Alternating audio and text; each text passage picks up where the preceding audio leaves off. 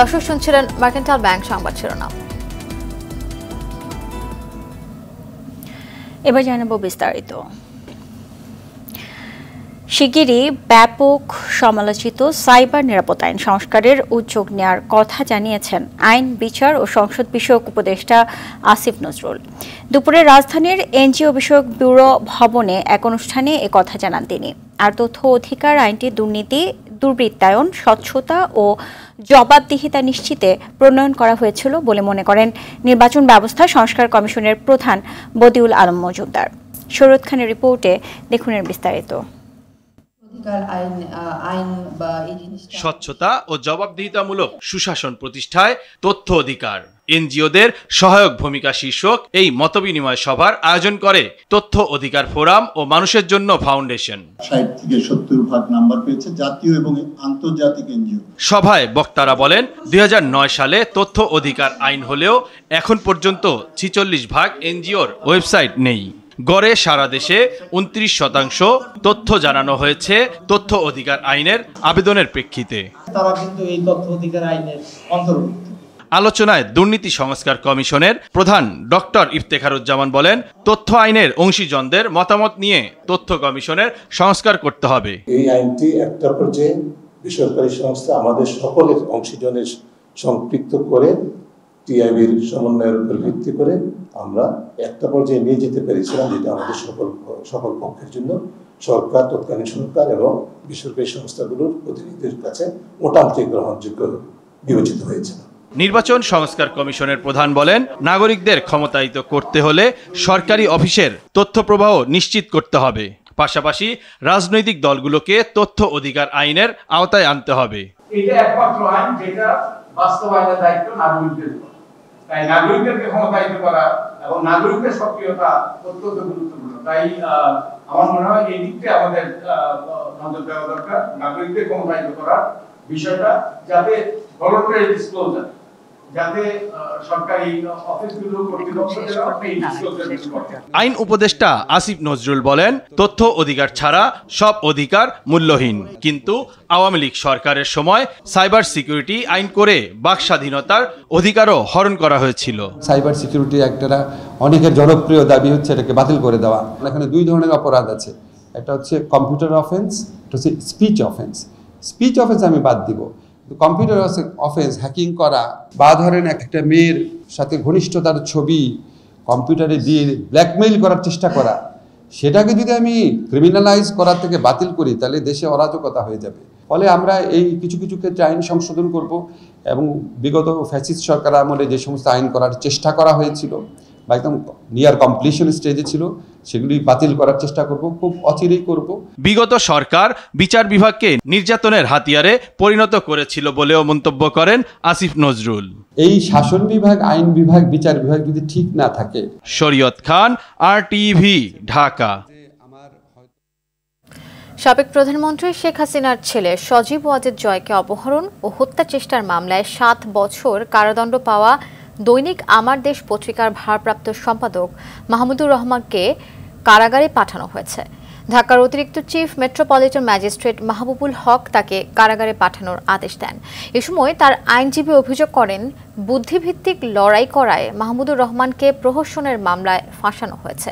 দেখুন দীপ্ত চন্দ্র পালের রিপোর্ট।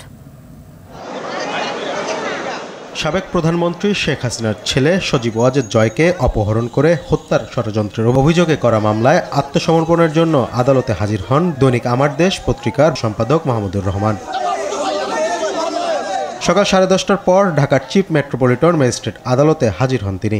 বলেন, ফ্যাসিবাদদের বিরুদ্ধে লড়াই অব্যাহত থাকবে। ফ্যাসিবাদের বিরুদ্ধে লড়াই করতে গেলে নিজের মেরুদণ্ড সোজা রাখতে হবে এবং মেরুদণ্ড সোজা রাখবার জন্যে আমি এই সিদ্ধান্ত নিয়েছি যে আইন যেটা আছে বাংলাদেশে সেই আইন অনুযায়ী আমি কার্ডে সারেন্ডার করব এবং আমি লড়াই অব্যাহত রাখবো, যদিও এই মামলা সর্বৈব মিথ্যা এবং একটা উদ্ভট মামলা। পরে ঢাকার অতিরিক্ত চিফ মেট্রোপলিটন ম্যাজিস্ট্রেট মাহবুবুল হকের আদালতে তিনি আত্মসমর্পণ করে আপিল শর্তে জামিন আবেদন করেন। শুনানি শেষে জামিন আবেদন নামঞ্জুর করে কারাগারে পাঠানোর আদেশ দেন বিচারক। এই মামলার ঘটনাস্থল আমেরিকায়, সেইটাকে কারসাজি করে বাংলাদেশে ঘটনাস্থল দেখিয়ে সেই মামলা করেছেন এবং জনাব মাহমুদুর রহমান এবং শফিক রেহমানকে জেল দিয়েছে 5 বছরে। অর্থাৎ বিচার ব্যবস্থার কোনো নিয়ম নীতিকে তারা তোয়াক্কা করে নাই। জনাব মাহমুদুর রহমান জেলে গেছেন, উনি আপিল করবেন, তারপর জেল থেকে বেরিয়ে আসবেন, সেটাই আমাদের প্রত্যাশা দ্রুততম সময়ের মধ্যে। 2023 সালের 17 আগস্ট এই মামলায় মাহমুদুর রহমানকে 7 বছরের সশ্রম কারাদণ্ড দেয় আদালত। দীপ্তচন্দ্র পাল, RTV, ঢাকা। বৈষম্য বিরোধী ছাত্র আন্দোলনে রাজধানীর নিউ মার্কেটে ব্যবসায়ী আব্দুল ওয়াদুদ হত্যা মামলায় পুলিশের সাবেক মহাপরিদর্শক আইজিপি চৌধুরী আব্দুল্লাহ আল মামুনের 4 দিনের রিমান্ড মঞ্জুর করেছেন আদালত। একই মামলায় ঢাকা দক্ষিণ সিটি কর্পোরেশন 26 নম্বর ওয়ার্ডের সাবেক কাউন্সিলর হাসিবুর রহমান মানিকের 5 দিনের রিমান্ড মঞ্জুর করা হয়। সকালে ঢাকার চিফ মেট্রোপলিটন ম্যাজিস্ট্রেট CMM আদালতে হাজির করে দুজনেরই 10 দিনের রিমান্ড আবেদন করে পুলিশ। আসামিদের আইনজীবী রিমান্ড বাতিল চেয়ে জামিনের আবেদন করেন। উভয় পক্ষের শুনানি শেষে ঢাকার অতিরিক্ত চিফ মেট্রোপলিটন ম্যাজিস্ট্রেট মাহবুবুল হক তাদের রিমান্ডে নেয়ার আদেশ দেন। এই আমার আসামির বিরুদ্ধে অভিযোগ করা হয়েছে যে ওনারা উস্কানি দিয়েছেন, কিন্তু এখানে এই 200-250 অজ্ঞাতনামা লোক বা ইজাহার নামে 130 জন ব্যক্তি যারা আছেন নাম ইজাহারে, এরা কে কাকে উস্কানি দিয়েছে এরকম কোনো অভিযোগ ইজাহারে পাওয়া যায় নাই। তাদেরকে এইগুলার রুটিন মাফিক তারা একটা শোনেশ দেখানো একটা তাদের একটা কালচারে পরিণত হয়েছে, এর কোনো ভিত্তি নাই। 5 আগস্ট শেখ হাসিনার পতনের পরপরই পুলিশের গুলিতে নিহত হন নিরাপরাধ অটোরিকশা চালক ওবায়দুল ইসলাম। স্ত্রীর ওষুধ নিয়ে ফেরার কথা ছিল তার। পরিবারের সদস্যরা জানান, যাত্রাবাড়ি থানার সামনে গুলি করতে করতে পুলিশ এগিয়ে এলে ফ্লাইওভারের ঢালে অন্যদের সঙ্গে ওবায়দুলও লুকানোর চেষ্টা করেন, কিন্তু তার মাথা ভেদ করে বের হয়ে যায় পুলিশের বুলেট। এই ঘটনায় শেখ হাসিনা ও ওবায়দুল কাদের সহ 9 জনের বিরুদ্ধে মামলা করেছে অটোরিকশা চালক ওবায়দুলের পরিবার। এ বিষয়ে আরও জানাচ্ছেন AR বাদল।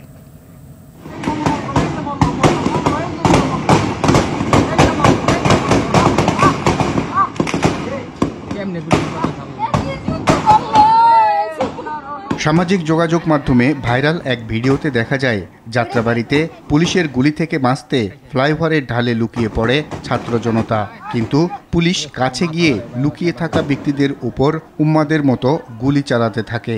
সেখানেই অনেকের সঙ্গে লুটিয়ে পড়েন ওবায়দুল ইসলাম।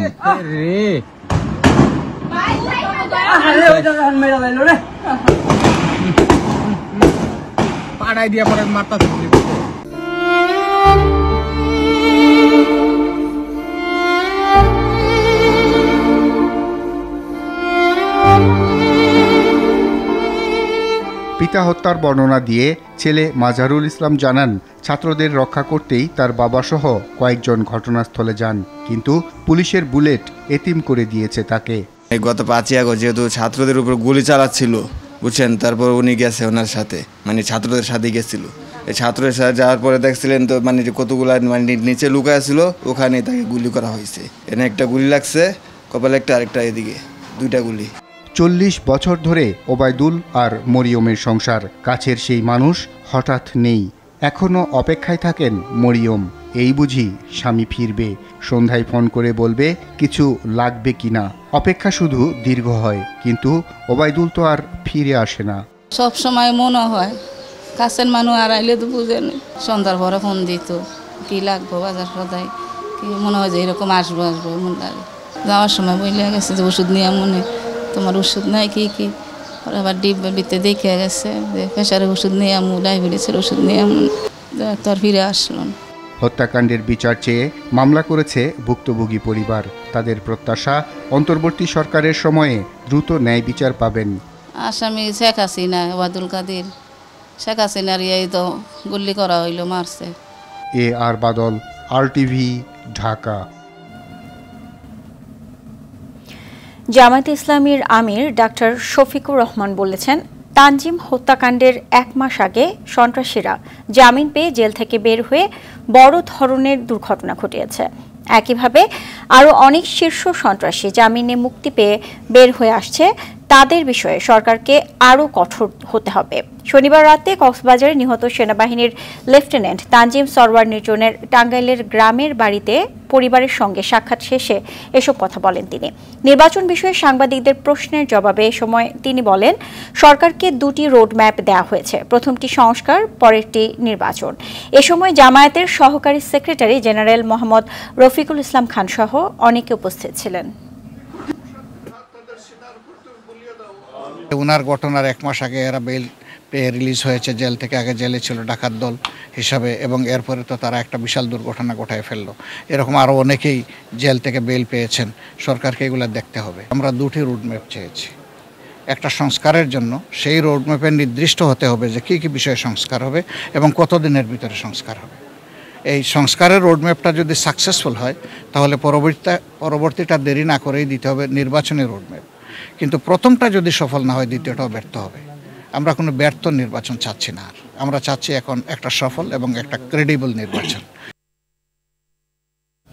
কারামুক্ত শীর্ষ সন্ত্রাসীরা নতুন করে অপরাধে জড়ালে তাদের বিরুদ্ধে ব্যবস্থা নেওয়ার কথা বললেন ঢাকা মহানগর পুলিশ কমিশনার মোহাম্মদ মাইনুল হাসান। সকালে পল্টনে বাংলাদেশ ক্রাইম রিপোর্টার্স অ্যাসোসিয়েশন ক্র্যাবের ক্রীড়া উৎসব 2024 ফুটবল খেলার উদ্বোধনীতে অংশ নিয়ে তিনি বলেন, তাদের বিষয়ে সার্বিক খোঁজ খবর রাখা হচ্ছে। মাদক, সন্ত্রাস ও অস্ত্রধারীদের বিরুদ্ধে অভিযান চলছে। জেনেভা ক্যাম্পে অভিযানে অনেক অস্ত্র উদ্ধার হয়েছে এবং অপরাধী গ্রেপ্তার হয়েছে। রাজধানীর আইনশৃঙ্খলা পরিস্থিতি উন্নয়নে পুলিশ নতুন উদ্যমে কাজ শুরু করেছে জানিয়ে তিনি বলেন, এখনও যেসব পুলিশ সদস্য কর্মস্থলে যোগ দেয়নি তাদের বিরুদ্ধে ব্যবস্থা নেওয়ার প্রক্রিয়া শুরু হয়েছে। যারা ইতিমধ্যে মুক্তি পেয়েছেন তারা দীর্ঘ জেল টার্ম করে তারা আদালতের আদেশের মাধ্যমে আসছেন, তো তারা আমাদের সার্ভিলেন্সে আছেন। তারা যদি নতুন করে অপরাধে যুক্ত হন অবশ্যই নতুন করে আইনের ব্যবস্থা হবে। দুর্গাপূজাকে কেন্দ্র করে দেশকে অস্থিতিশীল করার ষড়যন্ত্র করছে পতিত স্বৈরাচারের দোসররা। এমন অভিযোগ করে সাম্প্রদায়িক সম্প্রীতি বজায় রাখতে সবাইকে সতর্ক থাকার আহ্বান জানিয়েছেন বিএনপির স্থায়ী কমিটির সদস্য গয়েশ্বর চন্দ্র রায়। আর পাহাড়ের সহজ সরল জনগোষ্ঠীকে উস্কানি না দিতে প্রতিবেশী দেশের প্রতি আহ্বান জানিয়েছেন অবসরপ্রাপ্ত মেজর হাফিজ উদ্দিন আহমেদ। অরণ্য গফুরের রিপোর্টে দেখুন এর বিস্তারিত। জিয়া মঞ্চের 31তম প্রতিষ্ঠা বার্ষিকী উপলক্ষে শহীদ জিয়ার মাজারে শ্রদ্ধা নিবেদনের জন্য দেশের বিভিন্ন প্রান্ত থেকে হাজির হন বিএনপি নেতাকর্মীরা। বিএনপি চেয়ারপারসনের উপদেষ্টা আব্দুস সালামকে নিয়ে শ্রদ্ধা জানান গয়েশ্বর চন্দ্র রায়। এ সময় পূর্ণাঙ্গ গণতান্ত্রিক ধারা প্রতিষ্ঠায় তারেক রহমান সহ রাজনৈতিক মামলাগুলো দ্রুত প্রত্যাহারে সরকারের প্রতি আহ্বান জানান গয়েশ্বর চন্দ্র রায়। সতর্ক করেন ফ্যাসিবাদীদের ষড়যন্ত্রের ব্যাপারে। 5ই আগস্টে যারা পরাজিত শক্তি তারা বুঝছে না, তারা হয়তো একটা সাবঅর্ডিনেট করার চেষ্টা করবে। সকল পূজাকে আমরা দেখভাল করব, আমরা জনগণকে নিয়ে নিরাপত্তা দিব, এবং সেখানে আমাদের নেতৃত্ব যদি ব্যর্থতা হয় তাদের বিরুদ্ধে যথাযথ ব্যবস্থা গ্রহণ করবে। আমি আশা করি কুচক্রী মহল যতই চেষ্টা করুক, জাতির কপালে কলঙ্ক লেপন করার সকল অপচেষ্টা আমরা অত্যন্ত কঠিন হাতে মোকাবেলা করব। এদিকে ঢাকা রিপোর্টার্স ইউনিটিতে জাতীয়তাবাদী মুক্তিযোদ্ধা দল আয়োজিত আলোচনা সভায় বিএনপির স্থায়ী কমিটির সদস্য হাফিজ উদ্দিন আহমেদ বলেন, সরকারের উপদেষ্টা পরিষদের অর্ধেক সদস্য বিপ্লবের চেতনা বহন করে না। দুর্বলতা দূর করতে সরকারকে রাজনৈতিক দলগুলোর সঙ্গে আলোচনার পরামর্শ দেন তিনি। পার্বত্য চট্টগ্রাম নিয়ে বিদেশ থেকে তাদের প্রতি নানান ধরনের কর্মকাণ্ড চালানো হয়, যাতে এই সহজ সরল মানুষের জীবন বিপন্ন হয়, তাদেরকে যাতে ভুল পথে চালিত করা যায় কিনা সেই সম্পর্কে একটা চেষ্টা করা থাকে। আমি আশা করব আমাদের প্রতিবেশী রাষ্ট্র তাদেরকে আর উস্কানি দেবে না, তাদেরকে ট্রেনিং দিয়ে অস্ত্র হাতে আবার হিল ট্রাক্সের মধ্যে ঢুকাবার চেষ্টা করবেন না। যদি তাহলে করতে হয় সারা জাতি আমরা যুদ্ধ করার জন্য প্রস্তুত আছি। জুলাই আগস্ট বিপ্লবে শহীদ ও আহতদের জন্য ৭১-এর মুক্তিযোদ্ধাদের মতো বীর ভাতা প্রচলনের আহ্বানও জানান মেজর হাফিজ। শহীদ পরিবারের জন্য কি করেছে এই সরকার, কি করেছে আমরা? কিছুই করা হয়নি। অরণ্য গফুর, RTV, ঢাকা। জাতিসংঘ সাধারণ পরিষদের ৭৯তম অধিবেশন এবং অন্যান্য উচ্চ পর্যায়ে দ্বিপক্ষীয় বৈঠক শেষে নিউ ইয়র্ক থেকে দেশে ফিরেছেন অন্তর্বর্তী সরকারের প্রধান উপদেষ্টা ডক্টর মোহাম্মদ ইউনূস। শনিবার দিবাগত রাত ৩টা ৩৫ মিনিটে প্রধান উপদেষ্টা ও তার সফর সঙ্গীদের বহনকারী কাতার এয়ারলাইন্সের একটি বাণিজ্যিক ফ্লাইট শাহজালাল আন্তর্জাতিক বিমানবন্দরে অবতরণ করে। ডক্টর ইউনুস মার্কিন প্রেসিডেন্ট জো বাইডেন সহ 12টি দেশের সরকার ও রাষ্ট্রপ্রধান এবং বিভিন্ন আন্তর্জাতিক সংস্থার প্রধানের সঙ্গে সাক্ষাৎ করেন এবং সাইডলাইনে 40টি উচ্চ পর্যায়ের বৈঠকে অংশ নেন। সফরকালে প্রধান উপদেষ্টার ব্যাপক কর্মতৎপরতা বাংলাদেশের সঙ্গে আন্তর্জাতিক বিশ্বের অর্থনৈতিক ও কূটনৈতিক সম্পর্ক এবং অংশীদারিত্ব এগিয়ে নেওয়ার ক্ষেত্রে বিরাট অবদান রাখবে বলে আশা করা হচ্ছে। এডিস মশার কামড়ে ডেঙ্গু জ্বরে আক্রান্ত সারা দেশে এবছর সবচেয়ে বেশি 24 ঘন্টায় 8 জনের মৃত্যু হয়েছে। এ মাসেই মারা গেছে 75 জন। এ নিয়ে বছর মোট মৃতের সংখ্যা দাঁড়িয়েছে 158 জনে। এ সময়ে হাসপাতালে ভর্তি হয়েছে 1221 জন। আর এ পর্যন্ত হাসপাতালে মোট ভর্তি হয়েছে 29,786 জন। বিকেলে সংবাদ বিজ্ঞপ্তিতে এ তথ্য জানিয়েছে স্বাস্থ্য অধিদপ্তর। সুফিয়ান ফারাবির রিপোর্টে দেখুন এর বিস্তারিত। আবারও আতঙ্কের নাম ডেঙ্গু। গায়ে প্রচণ্ড জ্বর আর শরীর ব্যথা নিয়ে প্রতিনিয়তই রাজধানীর বিভিন্ন হাসপাতালে ভর্তি হচ্ছেন রোগীরা। চিকিৎসা সেবা নিয়ে কয়েকদিনের মধ্যে সুস্থ হলেও অনেকের প্লাটিলেট দ্রুতই নেমে যাচ্ছে। হাসপাতালের বিছানায় শুয়ে কাতরাচ্ছেন সব বয়সী রোগীরা। কয়েকদিনের জ্বরেই একেবারে কাহিল। কারো ভাগ্যে বেড জুটেছে, কেউ আবার বাধ্য হয়ে মেঝেতে শুয়ে চিকিৎসা নিচ্ছে। শুয়ে থেকে আমরা যারা পেশেন্টের সাথে থাকি আমাদেরও রিস্ক আছে যে আমরা অসুস্থ হয়ে যেতে পারি ওনাদের ইনফেকশনে। তাই এই ফ্লোরিং ব্যবস্থা খুবই খারাপ। ব্লাড টেস্ট করছি, করার পরে ডেঙ্গু জ্বর ধরা পড়ছে, পড়ার পরে স্লাইন দিচ্ছে, তাদের ট্রিটমেন্ট নেওয়ার পরে এখন মোটামুটি ভালো আছে। খেতে চাচ্ছে না, ওই পেঁপে টেপে যা খাওয়ার দরকার এইগুলো আর কেউ কম খাচ্ছে, যার কারণে এমনি সব দিকে ভালো। নতুন করে হাসপাতালে ভর্তি হয়েছে আরও 860 জন। সবচেয়ে বেশি আক্রান্ত ঢাকা দক্ষিণ সিটি কর্পোরেশন এলাকায়। চট্টগ্রাম সিটি কর্পোরেশন, ঢাকা উত্তর সিটি কর্পোরেশন ও খুলনা নগরীতেও ডেঙ্গুর প্রকোপ বেড়েছে। চিকিৎসকরা বলছেন প্রতিকারের চেয়ে জরুরি প্রতিরোধ গড়ে তোলা। তবে নিজেদের সর্বোচ্চ দিয়ে কাজ করছেন তারা। প্রিভেন্টিভ মেজার্সটা ভেরি ইম্পর্টেন্ট। যে কোনো ডিজিজের ক্ষেত্রে আসলে prevention is better than cure, আমরা সবাই জানি। তো ডেঙ্গুর ক্ষেত্রেও তাই। এটা আরও কিছু বাড়তে পারে, যে এখন যে অবস্থাটা তার চেয়ে আরও বাড়ার কিছু সম্ভাবনা আছে। চলতি বছর এখন পর্যন্ত ডেঙ্গু আক্রান্ত রোগী শনাক্ত হয়েছে 28,656। মৃত্যুবরণ করেছে 150 জন। সুফিয়ান ফারাবি, আরটিভি, ঢাকা। উজানের ঢলে তিস্তা নদীর পানি বাড়ছে উত্তরাঞ্চলে। কুড়িগ্রামের নদ নদীর পানি বাড়ছে। এর মধ্যে তিস্তা নদীর পানি বিপদসীমার উপর দিয়ে প্রবাহিত হচ্ছে। ভোর 6টায় এই নদীর পানি কাউনিয়া পয়েন্টে বিপদসীমার 29 সেন্টিমিটার উপর দিয়ে প্রবাহিত হয়। এছাড়া দুধকুমার ও ধরলার পানি বাড়ছে। তিস্তার পানি বাড়তে থাকায় নিম্নাঞ্চলে পানি ঢুকতে শুরু করেছে। রংপুর ও নীলফামারীতেও পানি ঢুকে নিম্নাঞ্চল প্লাবিত হওয়ার আশঙ্কা দেখা দিয়েছে। সুনামগঞ্জে মাছ ধরার সময় বজ্রপাতে 4 জনের মৃত্যু হয়েছে। সকালে দোয়ারাবাজার উপজেলার পশ্চিম পলিরচর গ্রামের জালাল মিয়া ও জসিমউদ্দিন দেখার হাওরে মাছ ধরার সময় বজ্রপাত হয়। এতে ঘটনাস্থলেই তাদের মৃত্যু হয়। শনিবার রাতে জামালগঞ্জ উপজেলার হাওরে মাছ ধরার সময় বজ্রপাতে কালাগুজা গ্রামের শরীফ মিয়া মারা যান। এছাড়া ছাতক উপজেলার মল্লিকপুরে বাড়ির পাশের হাওরে মাছ ধরতে গিয়ে বজ্রপাতে সুন্দর আলী নামে এক বৃদ্ধের মৃত্যু হয়েছে।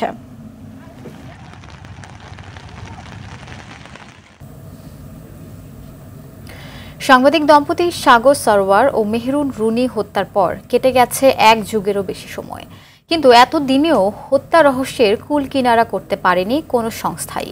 পুলিশ, পিবিআই ও সিআইডির হাত ঘুরে মামলার তদন্ত ভার র্যাবের কাছে গেলেও নেই কোনো অগ্রগতি। এরই মধ্যে 113 বার পিছিয়েছে তদন্ত প্রতিবেদন দাখিলের সময়। মামলার তদন্তে আসতে পারে নতুন মোড়, এমন প্রত্যাশায় নতুন করে আইনজীবী নিয়োগ দিলেন রুনির ভাই নওশের আলী রোমান। অধরা ইয়াসমিনের রিপোর্টে বিস্তারিত। গেল 5 আগস্ট দেশের রাজনৈতিক প্রেক্ষাপট পরিবর্তন হবার পর আশার আলো দেখতে শুরু করেন মামলার বাদী রুনির ভাই নওশের রোমান। এরই মধ্যে নতুন আইনজীবী নিয়োগ দেন তিনি। সুপ্রিম কোর্ট প্রাঙ্গণে এ নিয়ে রোমান সাংবাদিকদের জানান, হত্যাকাণ্ডের ঘটনা ধামাচাপা দিতেই র্যাবকে তদন্ত ভার দেওয়া হয়েছিল। কোনো অগ্রগতি আমরা দেখছি না এবং আসলে আমরা জানিও না কি হচ্ছে, এবং র্যাব কিন্তু নতুন সরকার আসার পরও তারা সময় দিয়ে যাচ্ছে এবং টোটাল সামনে 15 তারিখ হয়তো 114 বারের মতো সময় তারা চাবে। নিয়োগপ্রাপ্ত আইনজীবী শিশির মনির বলেন, নিম্ন আদালতে আবেদন করে দ্রুত মামলা নিষ্পত্তির চেষ্টা করবেন তিনি। র্যাব এখন তদন্তাধীন আছে 15 অক্টোবর পরবর্তী দিন নির্ধারণ করা আছে তদন্ত রিপোর্ট সাবমিট করার জন্য।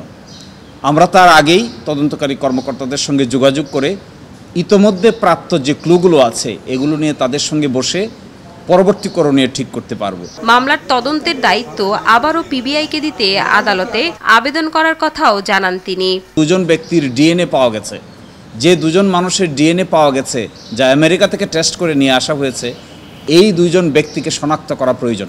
আইন শৃঙ্খলা বাহিনী বা সরকারের পক্ষ থেকে যেই ধরনের রেসপন্স আমরা পাচ্ছিলাম, কিন্তু এখন নতুন সরকার এসছে এবং নির্দলীয় সরকার বা আগের যে সরকার যে সময় ঘটনাটা ঘটেছে এবং তারা যেভাবে মামলাটা ধামাচাপা দিয়েছে, ওই সরকার যেহেতু নেই, আমরা আসলে মনে করছি কিছু হতে পারে। 2012 সালের 11 ফেব্রুয়ারি রাজধানীর পশ্চিম রাজারবাজারের নিজ বাসা থেকে সাগর রুনির লাশ উদ্ধার করা হয়। সবশেষ তদন্তে বাসা থেকে অজ্ঞাত 2 ব্যক্তির ডিএনএ আলামত মিললেও শনাক্ত করা যায়নি খুনিদের। অধরা ইয়াসমিন, RTV, ঢাকা। বর্তমান সরকারের দুর্বলতার সুযোগ নিয়ে বরাবরের মতোই গণমাধ্যমের কণ্ঠরোধ করতে মাফিয়ারা সক্রিয় রয়েছে বলে অভিযোগ করেছে সাংবাদিক নেতারা। দুর্নীতির সংবাদ প্রকাশ করায় ইন্ডিপেন্ডেন্ট টিভির সিনিয়র রিপোর্টার মাহমুদ শরীফ ও দেশ টিভির সাংবাদিক ফারুক হোসেনের বিরুদ্ধে মামলা এবং কালবেলার সাংবাদিক জাকির হোসেন লিটনকে জনপ্রশাসন মন্ত্রণালয়ে তলবের প্রতিবাদে ঢাকা রিপোর্টার্স ইউনিটে আয়োজিত মানববন্ধনে এ অভিযোগ করেন তারা। নিন্দা জানিয়ে অবিলম্বে এসব মামলা প্রত্যাহারের আহ্বান জানান ঢাকা সাংবাদিক ইউনিয়নের সভাপতি শহীদুল ইসলাম সহ BFUJ ও DRU নেতারা। শূন্যপদে বদলির দাবিতে অবস্থান কর্মসূচি পালন করেছেন এমপিওভুক্ত শিক্ষক কর্মচারীরা। সকালে জাতীয় প্রেস ক্লাবের সামনে অবস্থান নেন তারা। শূন্যপদে সর্বজনীন বদলি প্রত্যাশী শিক্ষক ঐক্যজোট ব্যানারে এই কর্মসূচি করা হয়। কর্মসূচিতে অংশ নিয়ে শিক্ষকরা বলেন, এমপিওভুক্ত লাখো শিক্ষক নিজ এলাকা থেকে দূরে শিক্ষা প্রতিষ্ঠানে চাকরি করছে। তারা নামমাত্র 1000 টাকা বাড়ি ভাড়া পায়, 500 টাকা চিকিৎসা ভাতা পান। সব মিলিয়ে তাদের মাত্র 12,750 টাকা বেতন দেয়া হয়। বিগত সরকার বদলি চালুর ব্যাপারে কোনো আন্তরিকতা দেখায়নি, বরং NTRCA সুপারিশ প্রাপ্তদের পারস্পরিক বদলি প্রজ্ঞাপন দেয়, যা 1% শিক্ষকেরও উপকারে আসবে না। শূন্যপদে বদলি চালুই একমাত্র সমাধান জানিয়ে অবিলম্বে এই দাবি পূরণ না করলে বৃহত্তর আন্দোলনের হুঁশিয়ারি দেয় শিক্ষকরা। বদলি পরিপত্র এমপিভুক্ত শিক্ষকদের জন্য ওনারা চালু করেছে। ওই পারস্পরিক বদলি পরিপত্রটা আমাদের শূন্য পদে সার্বজনীনভাবে পরিবর্তন করে দিতে হবে, এটাই চাচ্ছি, আমাদের চাওয়া এটাই। মিউচুয়াল ট্রান্সফারের নীতি শিক্ষা মন্ত্রণালয় ইতিমধ্যে করেছে। তিনি যেমন, আমরা যেমন মানি না, তিনিও বলেছেন তিনি সেটা মানেন না। অনতিবিলম্বে তিনি আমাদের সর্বজনীন বদলির ব্যবস্থা করে দেবেন বলে সেদিন আমাদেরকে কথা দিয়েছেন। বৈষম্য বিরোধী আন্দোলনকালে শহীদ ঢাকা BAF শাহীন কলেজের ছাত্র শফিক উদ্দিন আহনাফ স্মরণে শহীদ আহনাফ মেমোরিয়াল উদ্বোধন করা হয়েছে। গত 4 আগস্ট গুলিবিদ্ধ হয়ে মারা যান শাহীন কলেজের একাদশ শ্রেণীর এই ছাত্র। কর্তৃপক্ষ তার স্মরণে কলেজ প্রাঙ্গণে একটি মেমোরিয়াল স্থাপন সহ দিনটিকে আহনাফ দিবস হিসেবে পালনের ঘোষণা দিয়েছে। অনুষ্ঠানের প্রধান অতিথি ছিলেন বিমান বাহিনী প্রধান air chief marshal Hasan Mahmud Khan. এ সময় আহনাফের মা, বাবা ও ছোট ভাই উপস্থিত ছিলেন।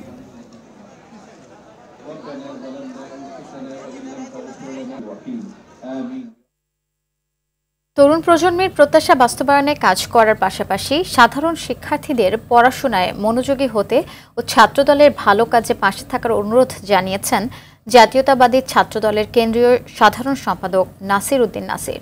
বিএনপির ভারপ্রাপ্ত চেয়ারম্যান তারেক রহমানের নির্দেশে তৃণমূলের শিক্ষার্থীদের প্রত্যাশা জানতে ঝালকাঠি জেলার শিক্ষার্থীদের সঙ্গে সংলাপকালে তিনি এই অনুরোধ জানান। এ সময় জেলার 2 প্রতিষ্ঠানের শিক্ষার্থীরা সুস্থ ধারার শিক্ষার্থী বান্ধব ছাত্র রাজনীতির পক্ষে মতামত দেন। তাদের আশ্বস্ত করে নাসির ভয়হীন নিরাপদ ক্যাম্পাস গঠন ও ছাত্রদলের কেউ আইন ভঙ্গ করলে সাংগঠনিক ও আইনগত ব্যবস্থা নেওয়ার আশ্বাস দেন। দেশে বিদেশে থাকা এসালম গ্রুপ এবং তাদের পরিবারের সদস্যদের নামে থাকা সম্পত্তির তালিকা দাখিলের নির্দেশ দিয়েছে হাইকোর্ট। আগামী 4 সপ্তাহের মধ্যে আইন সচিব সহ সংশ্লিষ্টদের এ নির্দেশ বাস্তবায়ন করতে বলা হয়েছে। বিচারপতি মোহাম্মদ কামরুল হোসেন মোল্লা ও বিচারপতি কাজী জিনাত হকের সমন্বয়ে গঠিত হাইকোর্ট বেঞ্চ এ আদেশ দেয়। একই সঙ্গে বিদেশে থাকা এসালম গ্রুপের সম্পদ ফিরিয়ে আনতে পদক্ষেপ নেওয়ার জন্য কেন নির্দেশ দেওয়া হবে না, রুলে তা জানতে চাওয়া হয়েছে। গত 18 সেপ্টেম্বর এসালম গ্রুপ এবং প্রতিষ্ঠানটির সব সম্পত্তি স্থানান্তর বা বিক্রির উপর নিষেধাজ্ঞা চেয়ে রিট হয়। দেশে আর্থিক খাত সংস্কারের শর্ত সাপেক্ষে সব ধরনের সহায়তা দিবে বিশ্বব্যাংক ও ইন্টারন্যাশনাল ফাইন্যান্স কর্পোরেশন IFC। সচিবালয়ে দুই সংস্থার প্রতিনিধি দলের সঙ্গে সাক্ষাৎ শেষে এই কথা জানিয়ে অর্থ উপদেষ্টা ডক্টর সালেউদ্দিন আহমেদ বলেন, ব্যাংকিং খাত, রাজস্ব কাঠামো, ভ্যাট এবং জ্বালানি খাতের সংস্কারে আর্থিক ও কারিগরি সহায়তা দিবে বিশ্বব্যাংক ও IFC। কি পরিমাণ অর্থ সহায়তা দিবে তা এখনও নির্ধারণ হয়নি। এছাড়া কিভাবে এবং কোন প্রক্রিয়ায় তারা সহায়তা করবে আগামীতে নির্ধারণ করা হবে বলে জানান অর্থ উপদেষ্টা।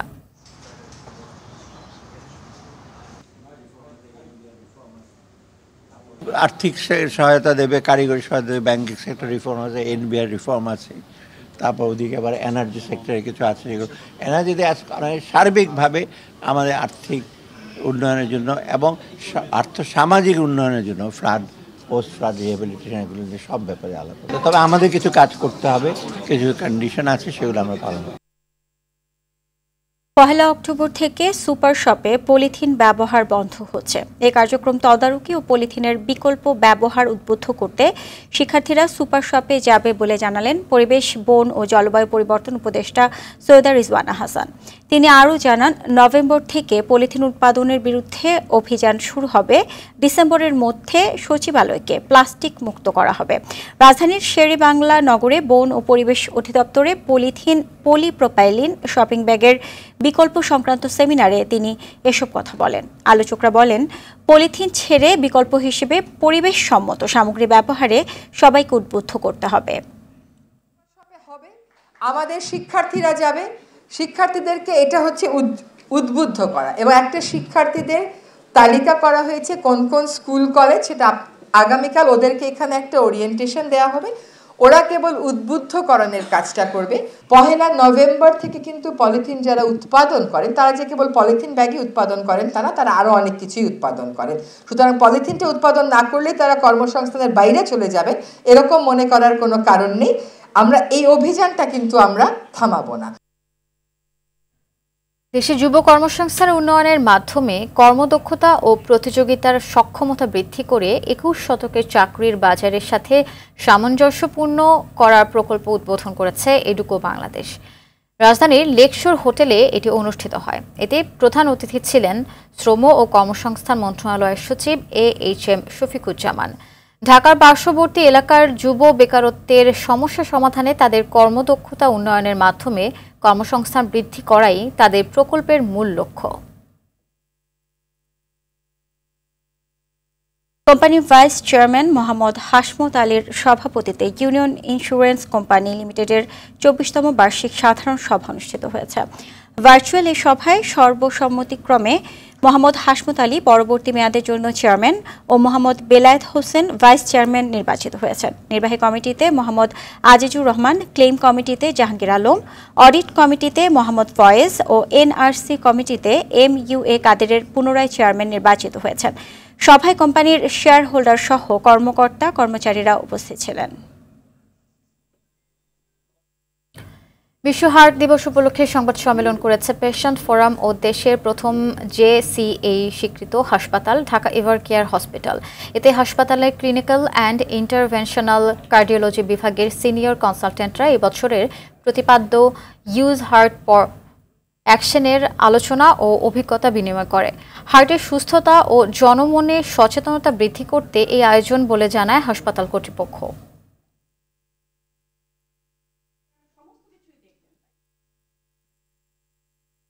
এবছর বাংলাদেশ থেকে কম খরচে হজ পালনে আলাদা 2 প্যাকেজে হাজিরা সৌদি আরবে আসতে পারবেন। এছাড়া সমুদ্রপথে হাজি পাঠানোর জন্য সৌদি সরকারকে বাংলাদেশ অনুরোধ করবে বলে জানিয়েছেন ধর্ম উপদেষ্টা ডক্টর আফমো খালিদ হোসেন। সৌদি আরবের মক্কা থেকে হানি সরকার উজ্জ্বলের তথ্যচিত্রে এ ব্যাপারে বিস্তারিত জানাচ্ছেন সামদানি প্রত্যয়। বাংলাদেশের হজযাত্রীদের খরচ কমানোর বিষয়ে পদক্ষেপের অংশ হিসেবে সৌদি আরব সফর করছেন ধর্ম উপদেষ্টা ডক্টর আফাম খালিদ হোসেন। এ সফরে তিনি বৈঠক করবেন সৌদি হজ ও উমরা মন্ত্রীর সঙ্গে। মক্কায় বাংলাদেশ হজ মিশনে স্থানীয় গণমাধ্যম কর্মীদের সাথে মতবিনিময় করে এ কথা জানান তিনি। হজের প্যাকেজটা আমরা যৌক্তিক পর্যায়ে কমিয়ে আনব, তো আমরা কাজ করছি। ইতিমধ্যে বাংলাদেশ বিমানের এমডি সচিব ওনাদের আরও ঊর্ধ্বতন কর্তৃপক্ষের সাথে আমরা আলোচনা করেছি মন্ত্রণালয়ে। বৈঠকে বিমান ভাড়া, মক্কা মদিনায় ভাড়া কমানো, সমুদ্রপথে হজযাত্রী পাঠানো সহ হজের খরচ সাধারণ মানুষের জন্য সহনীয় পর্যায়ে নিয়ে আসা হবে বলে জানান ধর্ম উপদেষ্টা। আমাদের কমাবার ক্ষেত্রটা হচ্ছে বিমান, ঘর ভাড়াতেও যদি আমরা একটা অংশ কমাতে পারি, বিমানের ভাড়াও যদি আমরা কমাতে পারি, আর ছোটোখাটো যেগুলো বললাম এনবিআর এবং বেসামরিক বিমান চলাচল কর্তৃপক্ষ এগুলো যদি কমাতে পারি। বাংলাদেশ সরকারের এই পদক্ষেপকে স্বাগত জানিয়েছেন সংশ্লিষ্টরা। বাংলাদেশ সরকারের এই পদক্ষেপে সৌদি সরকার ইতিবাচক সাড়া দেবেন বলে আশাবাদী সবাই। অনেকদিন ধরে আছেন, রোড গার্ড ছিলেন। সামদানি প্রত্যয়, RTV।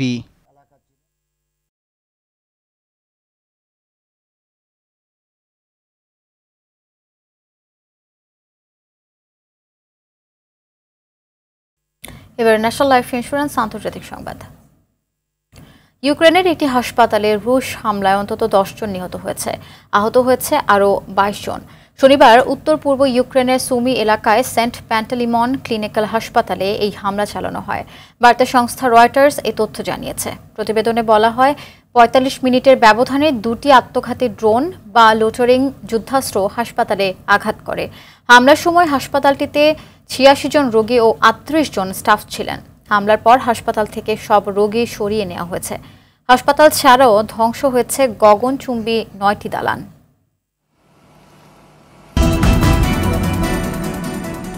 সন্ধ্যার সংবাদ এই পর্যন্তই। সবশেষ সংবাদ জানতে যে কোনো মোবাইল ফোন থেকে 2414 নম্বরে ডায়াল করুন। রাতের সংবাদ 11:15টায় দেখার আমন্ত্রণ রইল। ধন্যবাদ সবাইকে সাথে থাকার জন্য। সবাইকে ধন্যবাদ।